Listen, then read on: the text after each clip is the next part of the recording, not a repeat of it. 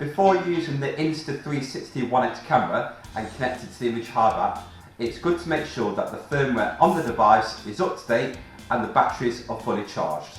To check if the firmware is up to date on the device, all you need to do is download the Insta app onto your device, and then you can pair up the camera to your device accordingly. Once it's been paired, I can then show you how to check if the firmware on the device is up to date. So as you'll see on the screen recording on the right hand side, I've logged in on the Insta app, the camera's paired, and when I press settings on the bottom right hand corner, it will say about halfway down, firmware version, and then you click on there and it should tell you at the top that it's been updated to the latest firmware version. So you know full well that the camera is fully up to date.